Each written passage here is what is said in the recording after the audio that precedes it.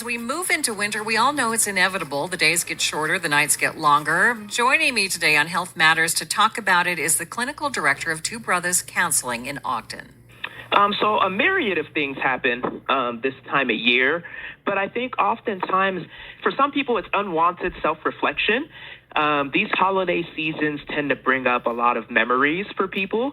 Some of the memories are fond memories, and some of them are painful memories, like unwanted memories, due to, adverse childhood experiences, due to unresolved pain points that still need to be healed, but the person's not being intentional about taking that time to address those wounds. And then, of course, there's, they talk about the combination between nature versus nurture.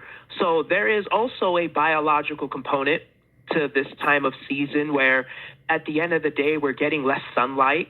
We're getting less of that good nutrients that come from the sun. So there's always some intentional modifications that need to be made as well when it just comes to our composition as human beings. So why is it some of us are more affected than others? Again, I just kind of go towards that balance between nature versus nurture. Some people have the genetic makeup where they can be in this type of season and it has minimal to no effect.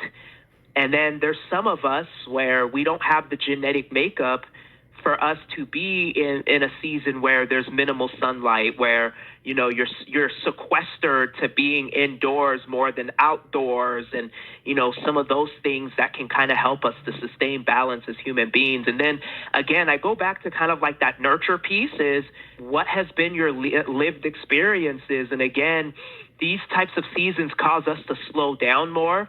We're more indoors, again, for those of us who like to keep ourselves busy so we don't have to face the things that are in the dark reaches of our minds, this season kind of puts us in a more slower pace. So I think it's a combination of things that cause some people to be more, I would say, adaptive during this season than others. So what are some things that we can do during this season to boost our mental health, to make us feel better? I think sometimes we kind of overlook some of the awesome resources that are readily available to us. One of them that I would recommend is a solid vitamin D supplement.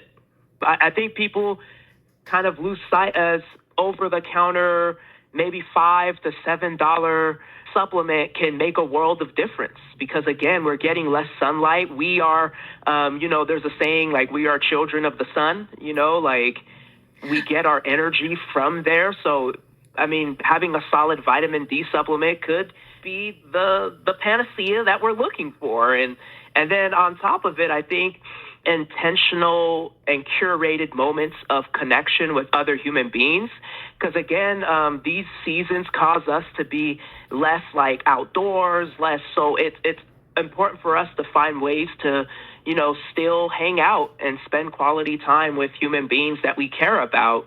And then also, as a mental health professional, I'm just going to say this.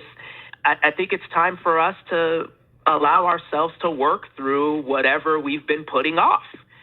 I think summer seasons, spring seasons, and even early fall seasons, we find ways to just keep ourselves busy. And just because we're keeping ourselves busy doesn't mean we're okay. So I think it's time for us to be able to say, hey, let me take some time and tend to myself. Let me give myself a little TLC, a little tender love and care during this season. And then, like I said, taking advantage of your abundance of resources. If you're working with a primary care provider, combine that with a mental health professional. Combine that with a nutritionist, combine that with a dietitianist. We have a plethora of resources that can help us to find balance during these winter seasons so we're not spiraling into seasonal depression or, seasonal affective disorder. And then if we're having a tinge of those symptoms, it doesn't have to be cascading into this exacerbated experience. It can be a tinge because we're taking the steps to really mitigate and alleviate those symptoms so they don't hinder us from enjoying what the winter season has to offer. There's so much for this winter season to offer us, but if we're not tending to ourselves, and there's an awesome method that I encourage people to use to check in. It's called the HALT method. And, that's the European word for stop. And each letter means a self-inventory practice. The first is the H, which is hungry. The A is angry. The L is lonely. And then the T is tired. It's awesome for us to do self-inventory, check in, and to meet our needs. Okay, any final thoughts for us? I just say be kind to ourselves during this season. I mean, at the end of the day, again, we all have our own history. Some of us, we've gone through a lot of different, adversities, different challenges. It hasn't been an easy year. For others, this has been a victory lap. So for those of us who have had, some challenges, give ourselves some TLC.